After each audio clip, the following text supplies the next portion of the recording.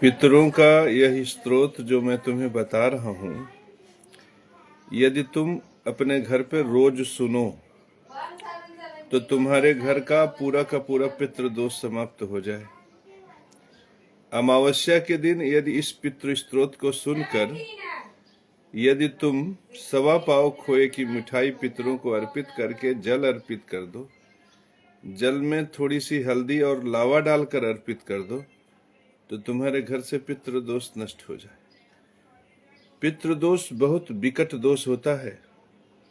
यह शुक्र को पीड़ित कर देता है, शुक्र को दोष पैदा करता है। पितृदोष, पितरों की ऊर्जा कैसे चलती है? मैथुनी मार्ग से चलती है। माता पिता ने जनन किया तो पुत्र पैदा हुआ। पुत्र जो गर्भ में स्थापित हुआ उसका पोषण कैसे हुआ? अन्न, अनाज, सावा, कोदव, कुल्थी, तुलसी की बलि से। पितृ कहाँ निवास करते हैं? शरीर में निवास करते हैं। इस संसार में 3 आत्माएं हैं, परमात्मा, देवात्मा, जीवात्मा। जीवात्मा कहाँ से प्रकट होता है? पितरों के बीज से। देवात्मा अग्नि, पृथ्वी, वायु, जल क्या करते हैं? उसी बीज के पोषण में सहायता करते हैं। बीज का पोषण कैसे होता है? स्वधा कर्म से होता है। स्वधा कर्म क्या है? अन्न, अनाज, सावा, कोदव, कुल्थी, तुलसी की बलि, जिसे हम कव्य कहते हैं। आम का फल जब हमने ऐसे ले लिया तो ये कव्य हो गया, ऐसे गप्प से खा लिए तो स्वधा कर्म हो गया। तो मेरे परम प्रिय शिष्यों, स्वधा कर्म में क्या है? रोटी है। रोटी से शरीर पोषित होता है। और फिर स्वधा कर्म में क्या है कि हम अपनी पत्नी के साथ संभोग करते हैं, जनन करते हैं, सेक्स करते हैं, फिर पुत्र पैदा करते हैं। तो मेरे परम प्रिय शिष्यों, जब हम पितृ बाधा से ग्रसित हो जाते हैं, पितृ दोष से ग्रसित हो जाते हैं, तो हमारे पास मैथुनी मार्ग का सुख नहीं होता। मैथुनी मार्ग का सुख नहीं होता तो क्या होता है? शादी विवाह नहीं होता, शादी विवाह में विलंब होने लगता है। हम बिल्कुल सुंदर, अच्छा पैसा कमाने वाले किसी को चाहते हैं, कहते हैं कि तुम हमसे ब्याह कर लो, तुम हमसे प्रेम कर लो, तो सामान्य परिस्थिति होने पर भी जूतों का व्यवहार मिलता है, कठोर व्यवहार मिलता है। तुम्हारे स्टेटस को कोई समझने वाले नहीं होते। तुम्हारे घर में देखुआर इत्यादि आते हैं, तुम कितनी भी बड़ी उपलब्धि हासिल कर लो, लेकिन शादी विवाह में तुम्हें बेबस हो जाना पड़ता है, दबना पड़ता है, जलील होना पड़ता है। पितृ दोष लगने पर मैथुनी मार्ग का सुख नहीं मिलता। मैथुनी मार्ग में 2 सुख होते हैं, एक जनन का सुख, दूसरा शरीर का सुख। और धन का सुख भी। क्यों? क्योंकि बीज का अधिकार किसको प्राप्त है? शुक्र को प्राप्त है। शुक्र क्या है? वीर्य है। वीर्य जनन से गर्भ में स्थापित होता है, जिसे भोग संभोग का सुख मानते हो। शुक्र और कहाँ है? शुक्र व्यक्ति के खजाने में है, धन कोष में है, बैंक बैलेंस में है, रोजी रोजगार में है, काम धंधा में है, सौंदर्य में है, संगीत में है, वाणी की मधुरता में है, काव्य में है, गीत में। सबसे बड़ी बात शुक्र स्वाद में है। तो यदि शुक्र नष्ट हो जाता है पितृ बाधा की वजह से, तो स्वाद ही जीवन का नष्ट हो जाता है। और जब व्यक्ति के जीवन का स्वाद नष्ट हो जाता है, तो चाहे संत हो, महात्मा हो, चाहे वो गृहस्थ हो, चाहे वो बैरागी हो, कोई भी हो, वो फिर तनाव, डिप्रेशन का शिकार हो जाता है, फ्रस्ट्रेशन का शिकार हो जाता है। राहु सर को आक्रांता कर लेता है और वह अपनी जिंदगी में जो व्युतक्रम प्रकट करता है, समाज भी उस व्युतक्रम से अछूता नहीं रहता। तो मेरे परम प्रिय शिष्यों, पितृ दोष नहीं होना चाहिए। ये बहुत विराट दोष है। पितृ दोष क्या कर देता है? नपुंसक बना देता है, हिजड़ा बना देता है। पितृ दोष वीर्य स्खलन, शीघ्र पतन, स्वप्न दोष की बीमारी पैदा करता है। पत्नी पलायित हो जाती है, पति पत्नी के बीच में रिश्ते बिगड़ जाते हैं, दरार आ जाता है, बच्चे नहीं होते, लड़के नहीं होते, पत्नी का मन पड़ोसी में लगता है, पति का मन भी पड़ोसी में लगता है। तो कुल मिला के पारिवारिक धर्म को बिगाड़ने वाला है अगर पितृ दोष लग जाए। अब पितृ होते कहाँ हैं? जो पितृ होते हैं, देखिए पितृ को हम तीन प्रकार की रचना में पितरों को विभाजित किए हैं। एक वे पितृ जिनसे तुम्हें शरीर प्राप्त है। तो केवल माता पिता से तुमसे शरीर प्राप्त नहीं है। दादा दादी ने शरीर धारण किया, उन्होंने माता पिता को पैदा किया, माता पिता ने तुम्हें पैदा किया। इसी तरह से दादा को परदादा ने पैदा किया। तुम राम के वंशज हो तो तुमको राम ने पैदा किया, राम को सूर्य ने पैदा किया। मेरे परम प्रिय शिष्यों, इसी तरह से जो सूर्य के वंशज हैं उनको सूर्य ने पैदा किया, जो चंद्र के वंशज हैं उनको चंद्र ने पैदा किया। जो पराशर गोत्र वाले हैं वो पराशर की संतानें हैं, जो कश्यप गोत्र वाले हों कश्यप की संतानें हैं, जो भृगु गोत्र वाले हैं वो भृगु की संतानें। तो ये जो प्रजापति हैं, ये जो ऋषि हैं, ये जो हमारे पूर्वज, जो हमारे विशिष्ट हैं, जिसमें पुरवार है, महाराजा पृथु हैं, महाराजा दिवोदास हैं, महाराजा मानधाता है, महाराजा शिवी हैं, जिन्होंने इस संसार में दाम्पत्य जीवन का नींव रखा और मैथुनी मार्ग से इस संसार को रचा, वे सब के सब हमारे पितर हैं। तो इन पितरों में एक पितर वे हैं जो दिव्य हैं, जिनका नाम लेने मात्र से, जैसे महाराजा पृथु का नाम लेने से धरती का सुख मिलता है, महाराजा दिवोदास का नाम लेने से हर कंटक नष्ट हो जाता है, महाराजा राम का नाम लेने से शत्रु नष्ट होता है, परशुराम का नाम लेने से संग्राम में व्यक्ति विजयी होता है, जलसाई का नाम लेने से व्यक्ति की जल की यात्रा निर्मल हो जाती है। इसी तरह से श्री कृष्ण भगवान का नाम लेने से व्यक्ति के वाणी में प्रेम प्रकट होता है, बलभद्र का नाम लेने से व्यक्ति को सौंदर्य प्राप्त होता है, विष्णु यश का नाम लेने से व्यक्ति को धन प्राप्त होता है। तो मेरे परम प्रिय शिष्य, ये सब वे पूर्वज, वे पितर हैं हमारे। महाराजा राम वे पितर हैं हमारे, जो मुक्ति प्रदान करते हैं। तो ये वे विशिष्ट पितर हैं जिन्हें दिव्य पितर, जिन्हें दैव पितर बोलते हैं। लेकिन कुछ ऐसे भी पितर हमारे आपके जीवन में रहते हैं। जैसे पता चला किसी के घर में कोई व्यक्ति है और उसकी आसक्ति बहू में है, और वो बहू के साथ गुप्त संबंध में है, शारीरिक संबंध में है। अब उसी समय उसको लीवर सिरोसिस हुआ, पाप कर्म की वजह से मर गया। मर तो गया, लेकिन जो बोध है, जो आत्मा है, वो शरीर में नहीं निवास करती। जो बोध है, हम कह रहे हैं आत्मा, जो बोध है वो शरीर में निवास नहीं करता, वो आत्मा में निवास करता। जैसे मैं हूं, संभाषण कर रहा हूं, ज्ञान की बड़ी बड़ी बातें कर रहा हूं, इसलिए क्योंकि आत्मा प्रकाशित है। जैसे ही आत्मा शरीर छोड़ेगा, इस शरीर फिर कुछ बोलने की स्थिति में नहीं रहेगा। तो बोध आत्मा में। तो जब कुछ पापी ऐसे होते हैं जो भ्रष्टाचारी हैं, अत्याचारी, दुराचारी हैं, उनका शरीर छूट जाता है, लेकिन उसके जो आत्मा में बोध होता है वो तो बहू में अटका हुआ है, वो तो वेश्या में अटका हुआ है, वो तो दुश्मनी में अटका हुआ है। तो ऐसे लोग फिर क्या करते हैं कि जैसे किसी दूसरी औरत को, दूसरी बहू को, वधू को उसके मन मस्तिष्क में जाकर उसके दिमाग का अधिग्रहण करके शरीर को अतिक्रमित करके उस शरीर से यौवन सुख लेने का प्रयास करते हैं, भौतिकता का सुख लेने का प्रयास करते हैं। तो मेरे परम पुरुष शिष्य, इस प्रकार के जो पितर होते हैं उन्हीं को प्रेत कहते हैं।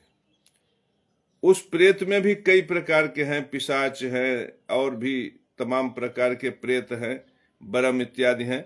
तो वे प्रेत में उनकी प्रकृति के हिसाब से उनका नामकरण किया गया है। लेकिन मुख्य रूप से प्रेत जो पितर, तो ये जो आत्मा है दो तरह की होती है। एक आत्म देहधारी पितर, जैसे हम लोग हैं, आत्मा भी है हमारे शरीर में, देह भी है, आत्म देहधारी पितर। और दूसरा वे पितर जिनकी शरीर नष्ट हो गए हैं लेकिन आत्मा है। तो आत्म पितर में प्रेत भी आते हैं, दिव्य पितर भी आते हैं। तो मेरे परम प्रिय शिष्यों, जब हम गीता पढ़ते हैं तो जो ये प्रेत पितर होते हैं उनको ज्ञान होता है। वासांस जीर्णानि यथा विहाय नवानि गृह्णाति नरो प्राणी यथा शरीराणि विहाय जीर्णा नन्याति संयाति नवानि देहि। जब हम ऐसे शब्द बोलते हैं तो अगल बगल जो ये बहू में आसक्ति लगाए पितर बैठे हैं, जो अपने घर के नौकरानी में आसक्ति लगाए पितर बैठे हैं, तो उनको ये सुनाई पड़ता है। तो उनकी बोध चूंकि जागृत रहता है तो समझ में आता है कि आत्मा तो एक स्थान से दूसरे स्थान पर, एक शरीर से दूसरे शरीर पर गमन कर सकता। तो उनको भी लगता है कि सब दुनिया में कुछ रखा नहीं तो मुक्ति हो जाती। तो ज्ञान मुक्ति का सबसे बड़ा साधन है मेरे परम प्रिय शिष्य। ज्ञान से ही मुक्ति हो सकती है। तो अगर कोई भी व्यक्ति, चाहे वो कोई भी हो, अगर घर में गीता का पाठ करता है तो मुक्ति के साधन पितरों को प्राप्त होते हैं, तो वे आशीर्वाद देकर मुक्त होते हैं कि जाओ बच्चा हो जाए, जाओ पत्नी मिल जाए, जाओ पुत्र हो जाए। तो ये ज्ञान मार्ग पहला साधन है पितरों को मुक्त करने का। और दूसरा, पितर कब प्रसन्न होते हैं? पितर बीज पोषण से प्रसन्न होते हैं। बीज पोषण क्या है मेरे परम प्रिय शिष्यों? बीज अपने ही कुल का पोषित किया जाता है। तो किसको भोजन दे? बीज का पोषण माने बीज, गर्भ में जो बीज है शरीरधारी, जो तुम बीज से शरीर लिए हो, इसी का पोषण। तो व्यक्ति को चाहिए, पिता का बीज पोषित करना है तो बहन को रसगुल्ला खिलाओ, भाई को रसगुल्ला खिलाओ। दादा का बीज पोषित करना है तो चाचा चाची को रसगुल्ला खिलाओ। परदादा को पोषित करना है तो पटीदारों में रोटी दो। तो मेरे परम प्रिय शिष्यों, जो अपने भाई पटीदारों को रोटी देता है वह पितृयज्ञ करता है, पितृयज्ञ करता है। तुम बहुत दूर जाके, बंबई, कलकत्ता, मद्रास जाके बहुत रोज पूड़ी पराठा खिलाते हो, ये भी अच्छा कर्म। परोपकार भी व्यक्ति को उन्नति देता है। ऐसा नहीं है कि परोपकार उन्नति देता नहीं देता, सब एक ब्रह्मा की संतान है। लेकिन अगर तुम पितृयज्ञ धर्म के लिए, अगर तुरंत उन्नति चाहने के लिए पितृयज्ञ करना चाहते हो, तो अपने पटीदारों को रोटी देना पड़ेगा सबसे पहले। मेरे परम प्रिय शिष्यों, पितृदोष नारायण बलि से भी नहीं जाता, श्राद्ध से भी नहीं जाता, गया से भी नहीं जाता, क्या कहते हैं, जो अग्निमुख श्राद्ध है उससे भी नहीं जाता, जो पिशाच मोचन पे भी कराया जाता है उससे भी नहीं जाता। पितृ यज्ञ मूल रूप से है कि अपने पटीदारों को रोटी देने से पितृदोष जाता है। लेकिन जब पितृदोष लग जाता है मेरे परम प्रिय शिष्यों, तो मैंने अक्सर देखा है कि पटीदार नाराज हो जाते हैं, पटीदारों में लड़ाई हो जाती है, चाचा बाबा दूर हो जाते हैं, चाचा के लड़के तुम्हारी रोटी खाना पसंद नहीं करते, तुम चाचा के लड़कों को चावल देने जाओगे वो जूता से मारेंगे। तो ऐसी स्थिति में फिर व्यक्ति के पास कोई विकल्प नहीं बचता, तब वे वैदिक कर्मकांड की तरफ भागते हैं। और तब उनको सबसे बड़ी पूजा उसमें पंच महाबली होती, नारायण महाबली होती है, नारायणी बलि होती है, त्रिपिंडी होती है, और बहुत विशिष्ट हुआ तो हरिद्वार में काशी में, या क्या कहते हैं, गया में जाकर व्यक्ति श्राद्ध करता है। तो ये सब जो पूजा होती है बहुत कठिन होती है। पहली चीज, बहुत पैसा भी खर्च होता है इसमें। हमारे यहाँ पितृदोष की शांति के लिए पंच महाबली कराया जाता है हमारे नारायण के मंदिर में, जो बहुत प्रसिद्ध है। देश विदेश से लोग कराते हैं, दूर दूर से लोग आके कराते हैं। तो ये पंच महाबली कराने पर फिर क्या होता है, शादियां हो जाती हैं, पति पत्नी में लड़ाई झगड़े बंद हो जाते हैं, घर में शांति आती है, पैसा टिकने लगता है, शुक्र मजबूत होता है और रिश्ते मजबूत होते हैं। लेकिन पैसे वाली प्रक्रिया से भी पितृदोष पूरी तरह से नहीं जाता। बहुत से ऐसे हमारे भाई लोग हैं जो गया करके आते हैं, बनारस करके आते हैं, हरिद्वार करके आते हैं, फिर भी उनके घर में वही स्थिति रहती है, पितृदोष नहीं जाता। क्योंकि ये जो प्रकृति है ना, वो धर्म को खुद स्थापित करती है। आप जंगल काटोगे, आपका लड़का मर जाएगा। आप जानवर काटोगे, एक दिन आपके गर्दन पे छुरी चल जाएगी। तो ये प्रकृति खुद धर्म की स्थापना करता है।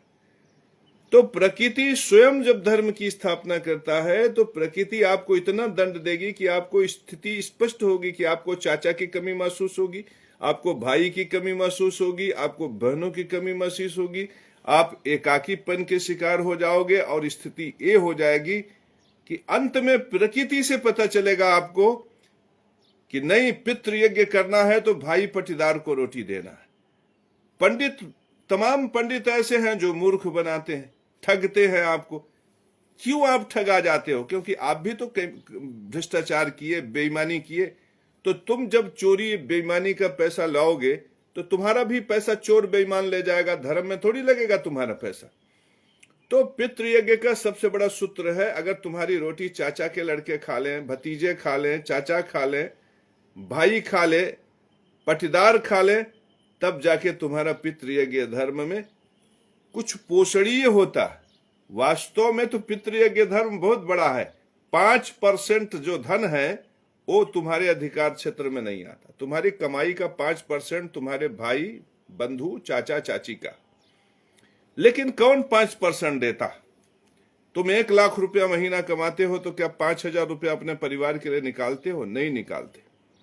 और यदि तुम 5,000 रुपया अपने भाई पटीदारों को चावल दाल गेहूं आटा में नहीं खर्च रहे हो तो विश्वास मानो तुम नपुंसक हो जाओगे।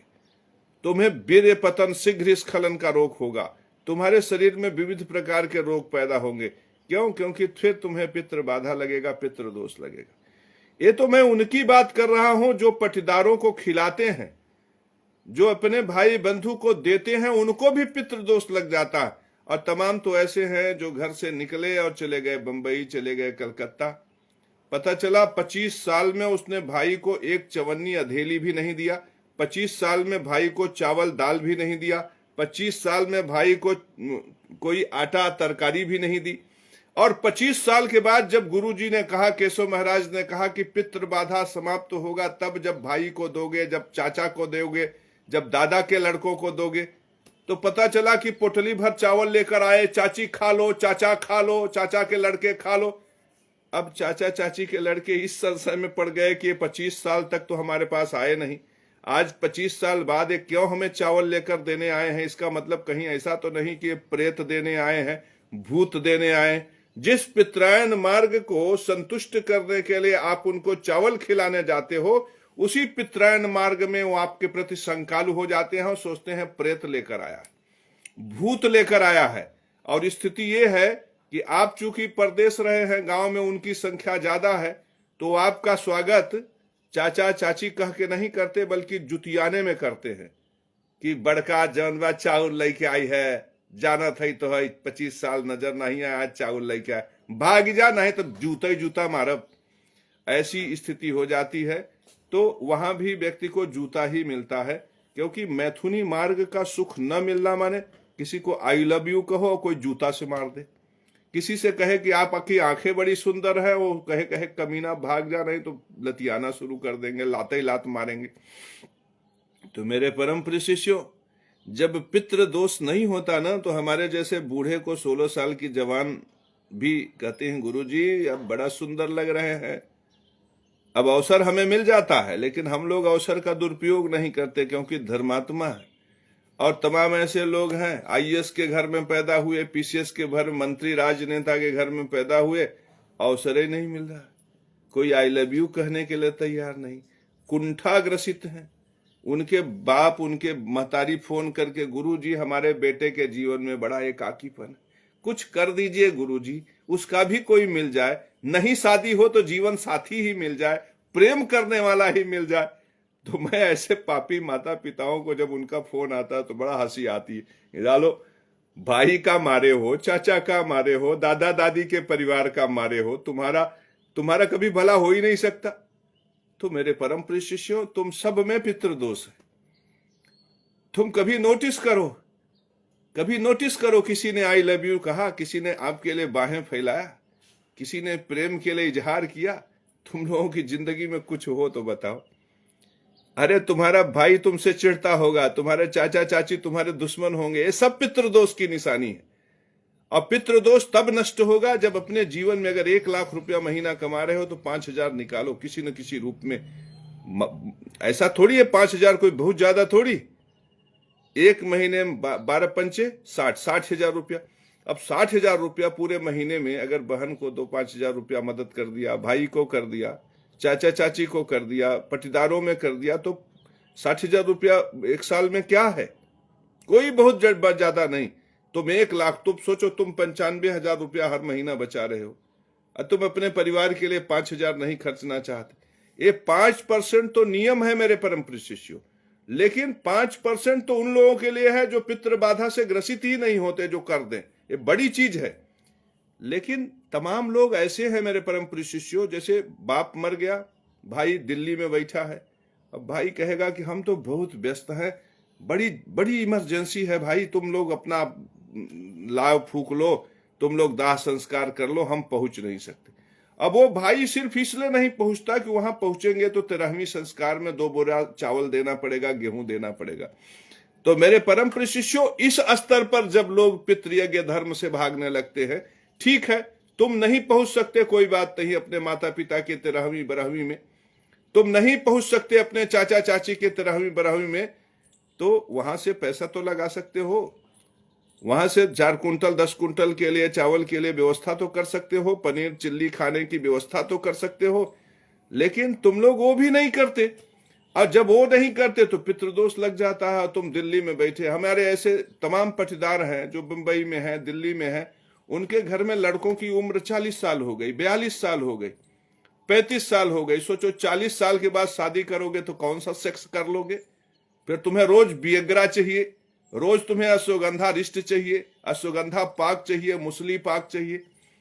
तो अगर तुम अश्वगंधा पाक और मुसली पाक से जवानी पैदा करोगे तो ये जवानी तुम्हारे लिए दाम्पत्य सुख की उन्नत कारक व्यवस्था नहीं करेगी। कभी सोचो ये क्यों हो रहा है? इसलिए हो रहा है क्योंकि तुम्हारी रोटी कभी तुम्हारे पटीदारों ने नहीं खाई, तुमने बीज का पोषण नहीं किया। तो ये सही अर्थ है, ब्राह्मण तो भटका देगा। तुम्हारे घर में पितृदोष लगा है, ब्राह्मण को कहना चाहिए कि जाओ पटीदारों को रोटी खिलाओ, तो ब्राह्मण कहेगा कि छोड़ो पटीदारों को, जूता मारो, आओ गंगा नदी के किनारे, दो हमें 10,000 रुपया, हम तुम्हारा पितृदोष नष्ट कर देंगे। अरे वो अपना पितृदोष नष्ट कर ले, उससे कहो अपना पितृदोष नष्ट कर ले। उसके घर में भी पितृदोष होगा जो ऐसा पंडित सलाह देता। पुरोहित का धर्म है कि अवसर का लाभ न उठाए बल्कि धर्मानुकूल कार्य करे। याद रखना, अगर तुम्हारे घर में पितृदोष है तो सबसे पहले पटीदारों को रोटी दो। पटीदार अगर तुम्हें पापी मानकर जूता मार रहे हैं, रोटी नहीं ले रहे हैं, तो गऊ को रोटी दो। लेकिन अगर तुम इतने बड़े पापी हो कि गाय माता भी तुमसे रोटी लेने से इनकार कर दें, कि पता चला कि तुम 15वीं मंजिल पर फ्लैट में रह रहे हो और तुम्हारे लिए ऐसी स्थिति भी नहीं बन पा रही कि तुम गाय को रोटी दे सको, तुम महापापी हो, तो ऐसी स्थिति में उस गुरु को रोटी देने का प्रयास करो जिस गुरु ने तुम्हें पितृयज्ञ धर्म के विषय में बताया। ये 3 ही मार्ग हैं। पहला मार्ग पटीदार, दूसरा मार्ग गौ। गौ क्यों? क्योंकि गाय का दूध दही खाकर ही तुम बड़े हो। पितृयज्ञ में कव्य में सबसे बड़ी भूमिका अगर किसी की है तो गौ माता की। तो गौ माता को दो, पटीदारों को दो। यदि दोनों तुम्हें पापी समझकर तुम्हें लात मार के दुत्कार दें कि तुम महापापी हो, तुमसे नहीं लेंगे, तो किसको दो? उस गुरु को दो जो पितृयज्ञ धर्म के विषय में बताए। और अगर वो पितृयज्ञ धर्म को जानने वाला गुरु भी तुम्हें महापापी समझ के तुम्हें लतिया के, मार के, गरिया के हटा दे, तुम इतने महापापी हो, तुम भ्रष्टाचारी, अत्याचारी, दुराचारी हो, तब तुम्हारे लिए मार्ग खुलता है पंच महाबली का, तब तुम्हारे लिए मार्ग खुलता है श्राद्ध का, तब तुम्हारे लिए मार्ग खुलता है नंदी श्राद्ध का, तब तुम्हारे लिए मार्ग खुलता है गया का, बनारस का, हरिद्वार का।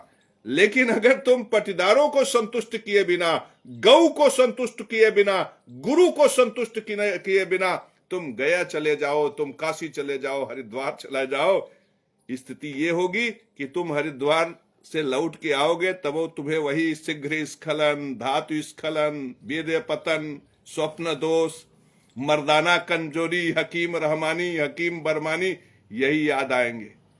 तुम वहां से लौट के आओगे, कुछ फर्क नहीं पड़ेगा।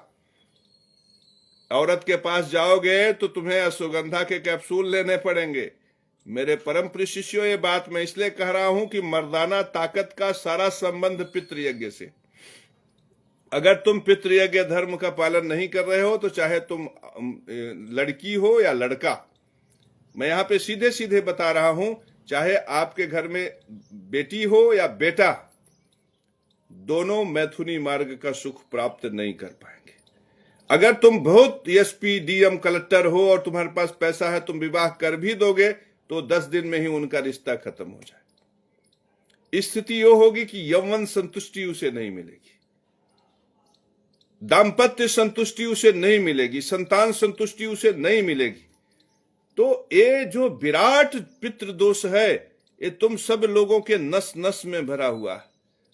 और हमारे इतना समझाने के बाद भी तुम अपने भाई को रोटी देने के लिए तैयार नहीं हो, चाचा को रोटी देने के लिए तैयार नहीं हो, पटीदारों को रोटी देने के लिए तैयार नहीं हो। तुम भोगोगे, लेकिन तुम न भोगो, इसके लिए मैं जगत गुरु होने के नाते इतना कह रहा हूं कि मैं जो अब स्तोत्र बताने जा रहा हूं, सुक्ति बताने जा रहा हूं, उसको तुम यदि अपने घर में रोज चला दिया करोगे तो पितरों को संतोष हो जाएगा कि चलो ये बेकार है, नाकारा है, लेकिन है तो अपना ही। उस स्रोत से तुम्हें केवल इतना ही मिलेगा कि तुम्हारे जीवन में कम से कम औरत नहीं है तो हो जाएगी, लिंग में चैतन्यता नहीं आ रही है, नपुंसक हो जा रहे हो तो लिंग में चेतना आ जाएगी, इरेक्शन आ जाएगा। अगर तुम्हारे घर में लड़कियों को ल्यूकेरिया इत्यादि की बीमारी है तो ठीक होने लगेगी। अगर तुम्हारे घर में स्वप्न दोष इत्यादि हो रहा है किसी बेटे को और वो नपुंसक हो जा रहा है तो इस स्त्रोत को रोज सुनने से उसमें सुधार हो जाएगा। तुम्हारे घर में पैसा रुपया नहीं टिक रहा है, तुम्हारा बैंक बैलेंस नहीं बढ़ रहा है, शुक्र पोषित नहीं हो रहा है, तो इससे होने लगेगा। रोज तुम यदि बीमार होकर डॉक्टर वैद्य के पास जा रहे हो तो इसमें कमी आएगी। तो इस सूक्ति का उपयोग करो मेरे परम प्रिय शिष्यों। चूंकि पितरों को प्रसन्नता होती है अन्न अनाज सावा कोदव कुल्थी तुलसी की बलि से, और पितरों का दिन है अमावस्या, तो इस स्तोत्र का विशेष प्रयोग अमावस्या में है कि अमावस्या के दिन 1 लोटा जल ले लो और 1.25 पाव मिठाई ले लो, बैठ जाओ और हमारा यही स्तोत्र चला दो। जब स्तोत्र संपन्न हो जाए, प्रयास करो पितरों को स्तोत्र सुनाने के लिए 3 बार स्तोत्र पाठ होती। तो अगर 3 बार स्तोत्र पाठ तुम कर लो, उसके बाद फिर वो मिठाई आगे बढ़ा दो कि हे पितृ देवता आप इसे ग्रहण करें। और वो जल, उसमें हल्दी, इसमें धार मिलाना चाहिए। धार किराना की दुकानों पे मिल जाता है, लेकिन अगर धार न मिले तो आप हल्दी, लावा और बतासा मिलता है चीनी का बना हुआ, आप हल्दी, लावा, बतासा आप अपने जल में मिलाकर जल रख लो। और आप क्या करो कि जो मिठाई है उसे आगे बढ़ा दो और वो जो जल है उसे आप ले जाकर नीम के पेड़ में, पीपल के पेड़ में चढ़ा दो। तो पितरों को 2 ही चीज चाहिए, मीठा और पानी। मीठा पानी दे दो, तो जो मिठाई तुम चढ़ाओगे उस मिठाई को फिर कौन खाएगा? तुम्हारे घर में लोग खाएंगे। तो किसका बीज पर जाएगा? वो पितरों के बीज पे जाएगा। तो ये बहाना है। 13वीं संस्कार का लोग बहुत विरोध करते हैं। 13वीं संस्कार क्या है कि तुम अपने जीवन में कभी भाई पटीदारों को रोटी नहीं दी, जीवन में कभी नहीं दिए तुम। तो जब तुम्हारे घर में 13वीं संस्कार पड़ता है तो तुम उन लोगों को बुला के खिला देते हो, तो तुम्हारा पितृ दोष नष्ट हो जाता है, तो तुम्हारे बेटवा ब्याह हो जाता है, तो तुम्हारे घर में बहू आ जाती है, तो बेटा पैदा हो जाता है। तो तुम सोचते हो 13वीं में तुम 10,000 बचा लोगे। अरे मूर्ख, तुम 10,000 बचाओगे, वो IVF वाला, वो जो तुम्हारे घर में वो डॉक्टर जो तुम्हारे बहू को बेटा नहीं होगा ना, तो 10 लाख रुपया तुमसे खर्चवा देगा और तब तुमको बेटा नहीं होगा। क्योंकि पितृदोष नष्ट हुए बिना बेटा नहीं होगा, और पितृदोष नष्ट हो जाता है जब डॉक्टरवा तुमसे लेता। मेरे परम प्रिय शिष्यों, समझो, बिना तुम दिए मुक्ति पा ही नहीं सकते, तो सही जगह पे दो ना। अब मेरे परम प्रिय शिष्यों, फोड़ा इस गाल पे हुआ है और तुम बाम लगाओगे, तुम जो है दवाई लगाओगे पैर में, तो ये बाम यहां का फोड़ा नहीं ठीक होगा। तो पितृ दोष जो होता है वो नष्ट होगा, तुम अपने पटीदारों को रोटी दोगे तब नष्ट होगा। तो डॉक्टर तुम्हारा जब खाएगा ना, तो तुम्हें जो 10,000 में काम होगा वो 10 लाख देना पड़ेगा। क्योंकि डॉक्टर भी जो रोटी खाएगा वो भी पितृ ही है, तो वो ब्रह्मा से जुड़ेगा। मेरे परम प्रिय शिष्यों, जैसे मैं हूं, तो मेरे पितृ मेरे भाई के ज्यादा सन्निकट है, मेरी बहनों के ज्यादा सन्निकट। ये श्याम और ये तुंगपाल सिंह और ये हेमंत पटेल भी हमारे लिए ब्रह्मा की संतान होने के नाते भाई ही हैं। लेकिन इनका जो शाखा होगा और हमारी जो शाखा होगी, जब हम इसको मिलाएंगे तो 50-100 पीढ़ियों में जाकर मिलेगा। लेकिन अगर हम अपने भाई को दे देंगे तो तुरंत हमारे पिता तक पहुंचेगा, जब हम चाचा को देंगे तुरंत दादा तक पहुंचेगा। मेरे परम प्रिय शिष्यों, बात समझो, हमें सन्निकट पितरों का पोषण करना। जब हम समाज में रोटी देते हैं तो हम दूर के पितरों का पोषण करते हैं। पितृयज्ञ धर्म वो भी है। रोटी देने वाला हमेशा बहू से, बेटे से धनवान होता है। रोटी का चोर कभी नहीं होना चाहिए। रोटी का चोर हमेशा निर्धन होता है, कहीं भी नोटिस कर लो। तो मेरे परम प्रिय शिष्यों, यदि तुम नपुंसक हो चुके हो, यदि तुम वीर्य स्खलन के शिकार हो रहे हो, यदि धातुएं पड़ रही हैं, यदि किडनी खराब हो रही है, यौन दुर्बलता आ रहा है, यदि जननांगों में यूरोनोजेनाइटल सिस्टम के रोग हो रहे हैं, और तुम हकीम बरमानी रहमानी के पीछे भाग रहे हो, तुम वियाग्रा और यौवन वर्धन चूर्ण के पीछे भाग रहे हो, तो ऐसी स्थिति में मेरे परम प्रिय शिष्यों, सबसे प्रभावशाली यौवन वर्धन उपाय मैं स्वयं कर रहा हूं, स्वयं दे रहा हूं कि रोज पितृ सूक्ति का, पितृ स्तोत्र का यह जो मैं जगत गुरु के कंठ से प्रकट हो रहा, इसे सुनो और सुन के कम से कम 1 लोटा जल नीम में, 1 लोटा जल कहीं भी नीम में दे दो।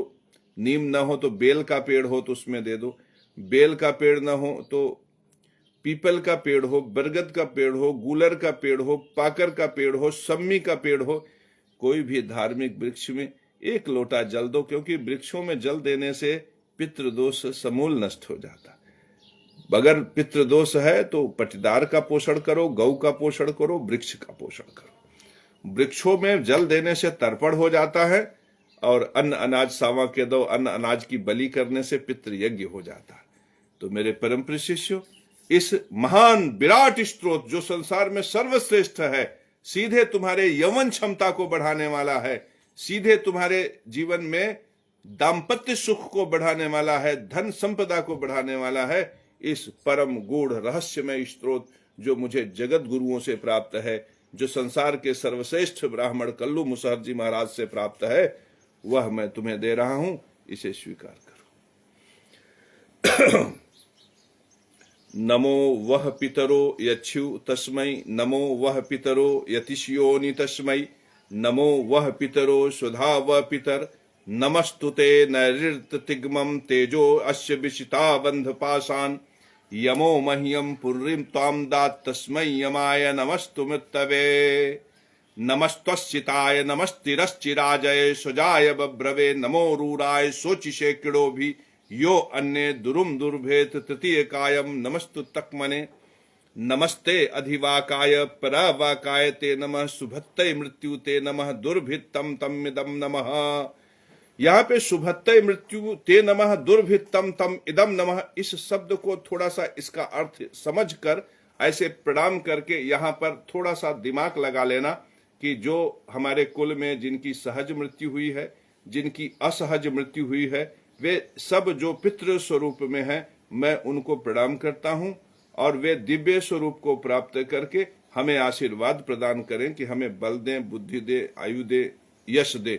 दुर्भित्तम तम इदम नमः, नमस्ते यातुधानेभ्यो, नमस्ते भेषजेभ्यो, नमस्ते मृत्युमूलेभ्यो ब्राह्मणेभ्यो इदम नमः, नमो देवो बधिभ्यः, नमो राजा बधिभ्यः, अथो ये विश्वानां बधाः तिभ्यः मृत्यु मूलो नमस्तुते, नमस्ते नारदा नुष्ठ विदुषे वसाः, कस्मासां भीमतमा याम दत्त्वा परा भवेत्, नमस्ते विद्युते वसाः, कस्मासां भीमतमा याम दत्त्वा परा भवेत्, नमस्तु आयते नमस्तु परायते, नमस्ते रुद्र तिष्ठत असीनायोतते नमः, नमस्ते जायमानाय उताय उतते नमो नमः, बालेभ्यः सफेभ्यः रूपायग्ने ते नमः, नमस्ते प्राण क्रंदाय, नमस्ते स्तन इतनवे, नमस्ते प्राण विद्युते, नमस्ते प्राण वर्षते, नमस्ते प्राण प्राणते, नमस्तु अपान्ते पराचीनाय ते नमः, प्रतिचीनाय ते नमः, नमः सर्वस्मं चिदम नमः, नमस्ते राजन वृणमस्तु मन्नवे, विश्वझग्रम निचकेशु दुग्धम, सहस्रमन्यानि पशुआमि शाकम शतम जीवान्तिम सरदस्त्वायम, नमस्ते रुद्राश्यते नमः प्रतिहितायै, नमो वृषिज्यमनाय, नमो निपतितायै, नमस्ते लांगलेभ्यो, नमः ईशा युगेभ्यो, बीरुत क्षत्रिय नाश्यन्य क्षत्रिय मुच्छतु, नमो गांधारवस्य, नमसे नमो भामाय, चक्षुषे च किड्म, विश्वासो ब्राह्मणो ते नमो हि, जाया अप्सरसः परे हि, नमो यमाय नमस्तु मृतवे, नमः प्रतिभ्यः उतये ययन्ति, उत्पारणस्य यो वेद तमग्नि पुरो दधिस्मा, अरिष्टाते नमो राज्ञ विश्रामते, नमो दिवे, नमो पृथिव्यै, नमो औषधिभ्यै, नमश्चराय च्यवनाय रोदनाय दिष्णुवे, नमो पूर्व काम कृत्वने, नमो वह पितर ऊर्जे, नमो वह पितरो रसाय, नमो वह पितरो भामाय, नमो वह पितरो मंधवे, नमो वह पितराम पदघोरम, तस्मै नमो वह पितरो यत क्रूरम तस्मै। मेरे परम शिष्यों, अंतिम का पैरा जो है उसको जब बोलने लगी है तो मिठाई अपने हाथ में ले लीजिए, ऐसे नमो वह पितर ऊर्जे, ऐसे मिठाई लेके बोलो, नमो वह पितर ऊर्जे, नमो वह पितरो रसाय, नमो वह पितरो भामाय, नमो वह पितरो मंधवे, नमो वह पितराम पद घोरम, तस्मै नमो वह पितरो यत क्रूरम तस्मै। और एक कह के मिठाई जमीन पे रख दोगे। मेरे परम प्रिय शिष्यों, मिठाई दिव्य हो जाएगा, पितरों को अर्पित हो जाएगा, पितर स्वीकार कर लेंगे और उसके बाद वो मिठाई अपने ही पटीदारों में तुम्हें बांटनी है, अपने ही लोगों में बांटनी। याद रखो, पटीदार सन्निकट होते और पटीदार के साथ साथ गांव के लोग भी सन्निकट होते, बीज के संबंधी हैं, साथी हैं। तो सबसे पहले रोटी अपने भाई को, दूसरे नंबर पे चाचा को, फिर पड़ोसी को, फिर गांव वालों को। यही 13वीं संस्कार में कराया जाता है मेरे परम प्रिय शिष्यों, जिसकी वजह से हमारा पितृ दोष नष्ट हो जाता है। तो जो 13वीं संस्कार से भाग रहे हैं, उनके घर में बेटे बहू की शादियां नहीं होगी, बेटे बेटियों की शादी नहीं होगी, अपने से सुधर जाएंगे। अब हमारा मार्गदर्शन,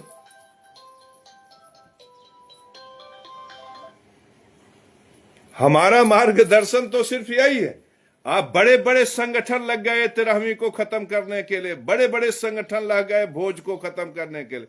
अरे मूर्ख, तुम क्या उसे खत्म करोगे?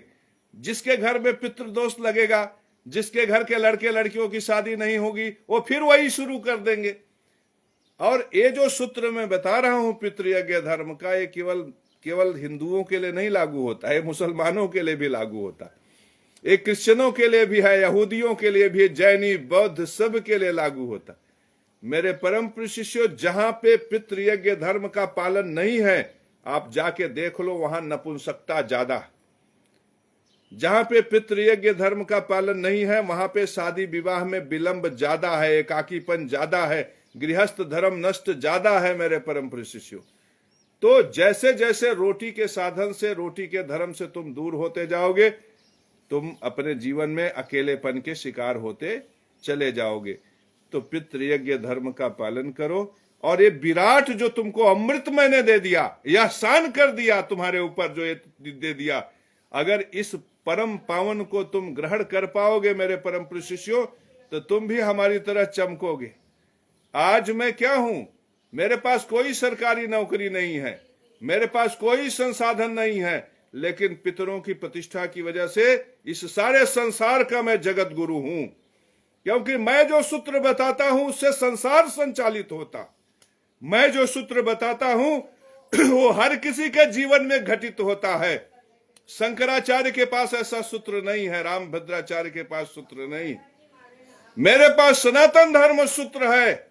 और सनातन धर्म सूत्र तुम खुद समझ सकते हो कि जो न्यायाधीश के कुर्सी के नीचे बैठकर पेशी लेने वाले पेशकार के पास नहीं, 40% कमीशन लेने वाले के पास नहीं है, जो समदर्शिता का सूत्र नष्ट कर रहा है उसके पास नहीं है, जो डिफेंडर और फॉर्चूनर कार से चलकर देवताओं को जहर पिला रहा है उसके पास भी सनातन धर्म सूत्र नहीं है।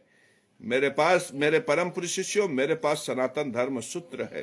क्योंकि मेरे सूत्र देवताओं को भी भोजन देते हैं, पितरों को भी भोजन देते हैं और परमात्मा को भी पोषित करता है। ज्ञान यज्ञ, पितृ यज्ञ और देव यज्ञ का विराट सूत्र मैं लेकर आया, ब्रह्मा से मांग कर लेके आया, सूर्य से मांग कर लेकर आया। किसके लिए लाया? संसार के कल्याण के लिए लेकर आया। हिंदू, मुस्लिम, सिख, ईसाई सभी का कल्याण है उन सूत्रों में। और सनातन धर्म सूत्र जो ब्रह्मा का है, जो नारायण का है, उसका कोई शत्रु नहीं है, उसका कोई विरोधी नहीं है। विरोध तो वहां पैदा होता है मेरे परम प्रिय शिष्यों, जब शंकराचार्य स्वयं कहते हैं कि भगवान तिवारी जो 250 रुपए प्लेट मांस के लोथड़े बेच रहा है, उसी का पुत्र शंकराचार्य बनेगा, क्योंकि वो कन्या कुब्ज वाला श्रेष्ठ ब्राह्मण। मेरे परम प्रिय शिष्यों, गड़बड़ी वहां पैदा होती है जब समदर्शिता नष्ट होता है, तब विराट खत्म होता। एक तरफ कड़ी सेना खड़ी हो जाएगी, कहेगी हमारा अपमान हुआ, एक तरफ समाजवादी पार्टी खड़ी हो जाएगी। अब यादव और ठाकुर आपस में लड़ेंगे। सोचो, यादव और ठाकुर अगर आपस में लड़ गए तो कौन सनातन धर्म का भला होने वाला है?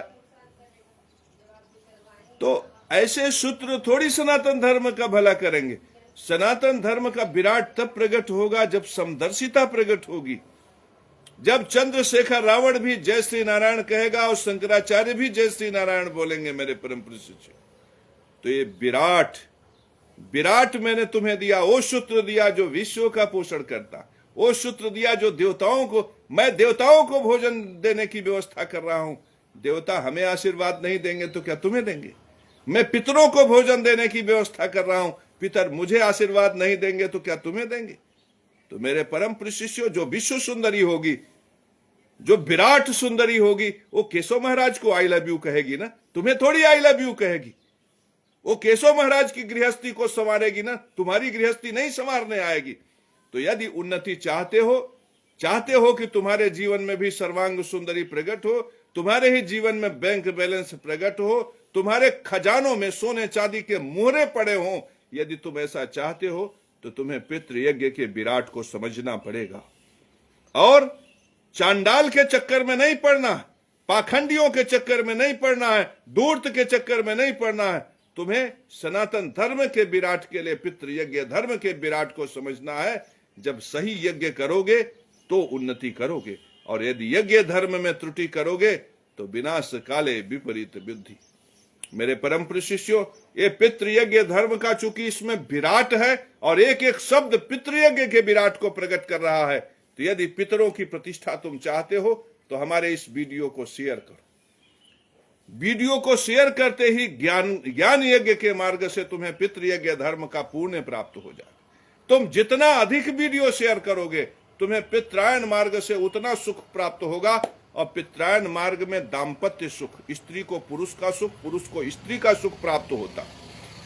पितरायण मार्ग में बैंक बैलेंस का सुख प्राप्त होता है, सोने चांदी के मोहरों का सुख प्राप्त होता है। तो यदि खजाना को मजबूत करना चाहते हो, यदि अपने अंदर की जवानी मजबूत करना चाहते हो, यदि यौनांगों को मजबूत करना चाहते हो, यदि दाम्पत्य के रिश्तों को मजबूत करना चाहते हो, यदि चाहते हो कि तुम्हारी शादी विवाह के लिए ढेर सारे देखुआर आए, यदि तुम चाहते हो कि तुम्हें रोजी रोजगार नौकरी अच्छी मिले और तुम्हें खाने पीने के अच्छे साधन मिले, तो ये वीडियो शेयर करो।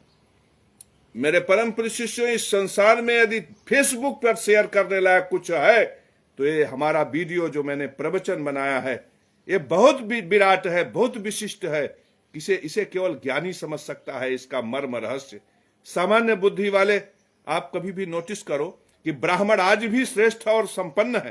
क्यों जानते हो? इसलिए नहीं को ब्राह्मण है, ब्राह्मण इसलिए श्रेष्ठ संपन्न है कि वो आज भी सनातन धर्म सूत्र के ज्यादा सन्निकट। ब्राह्मण झटके में ललकार के कहता है जय श्री राम, तो जब जय श्री राम कहता है तो नारायण के होने को स्वीकार कर लेता है ना। भले वो फिर भ्रष्टाचार करे, लेकिन नारायण के होने का स्वीकार कर लिया ना। तो ज्ञान यज्ञ में वो चंद्रशेखर रावण से ज्यादा आगे निकल गया ना। और पितृ यज्ञ में भी जो चंद्रशेखर रावण का कुनबा है, वो कहता है हम तिरहवी नहीं करेंगे, हम पटीदारों को रोटी नहीं देंगे। तो आप देखो, ब्राह्मण से आरक्षण छीन लिया गया, ठाकुर से आरक्षण छीन लिया गया और 70 साल से छीना गया। मैं फीस नहीं दे पा रहा था अपने समय में जब इंटर और बीए कर रहा था, और वहीं जहां पे हमारा फीस 100 रुपया लगता था, वहीं पे SC ST का फीस 5 रुपया लगता था। मेरे परम प्रिय शिष्यों, इतना डिफरेंस था फीस में।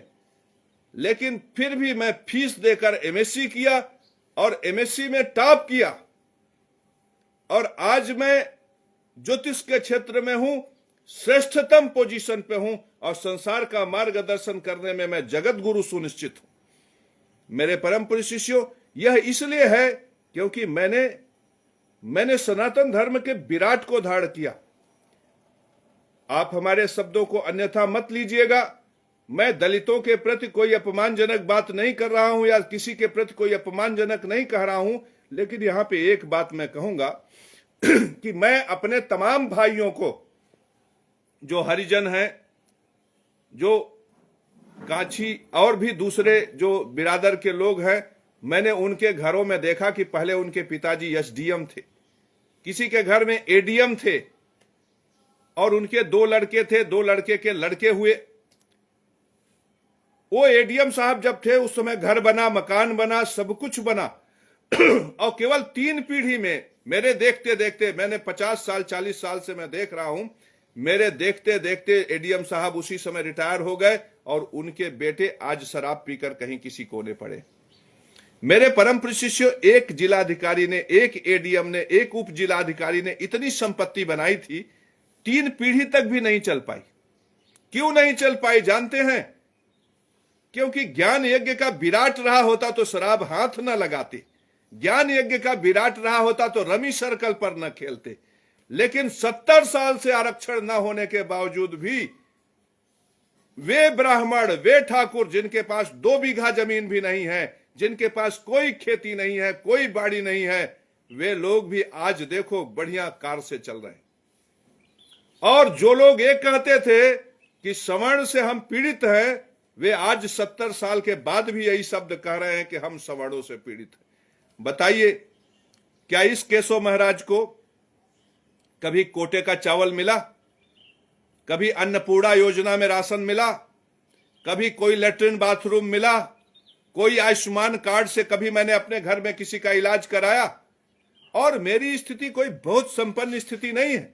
मैं भी गोबर उठाता था, मैं भी भैंस चराता था, लेकिन आज स्थिति यह है कि मैं एक संपन्न व्यक्ति हूं। इसलिए संपन्न हूं केवल क्योंकि मैं यज्ञ धर्म से जुड़ा हुआ हूं। तो किसी के बहकाने में, किसी के कहने में यज्ञ धर्म का परित्याग मत करो। यज्ञ धर्म से जुड़े रहोगे, उन्नति होगी। पितृ यज्ञ धर्म का पालन करो, ज्ञान यज्ञ धर्म का पालन करो, देव यज्ञ धर्म का पालन करो। इससे संस्कार आएगा। मेरे परम प्रिय शिष्यों, अगर मेरे पिताजी के पास गरीबी रही तो गरीबी में भी मैंने संस्कार का परित्याग नहीं किया तो अमीर हो गया। मैंने शराब नहीं छुआ, मैंने व्यभिचार नहीं छुआ, मैंने व्युत्क्रम नहीं छुआ, लेकिन वे क्यों नष्ट हुए? दादा एसडीएम थे और नाती नहर के किनारे चरस पी के पड़ा हुआ है। तो ये चरस आया कहां से? यदि ज्ञान यज्ञ का विराट रहा होता तो क्या चरस प्रवेश कर पाता? एक व्यक्ति ने कहा कि फलानवा व्यक्ति रमी सर्कल पर खेल के 1.5 करोड़ जीत गया। मुझे हंसी आ गई। अभी थोड़ा इंतजार करो, 2 साल 4 साल का इंतजार करो, उसी रमी सर्कल पर खेल के 1.5 करोड़ हार जाएगा। मेरे परम प्रिय शिष्यों, बेईमानी से, बुराई से, अंधकार से कभी किसी को मंजिल नहीं मिलती, कभी रास्ता नहीं मिलता। अगर तुम मंजिल चाहते हो, रास्ता चाहते हो, तो प्रकाश का मार्ग ढूंढो। सामने सूर्य भगवान खड़े हैं, प्रणाम करो और पितृयज्ञ धर्म के विराट से आगे बढ़ने की चेष्टा करो। देखो तुम धनवान हो जाओगे।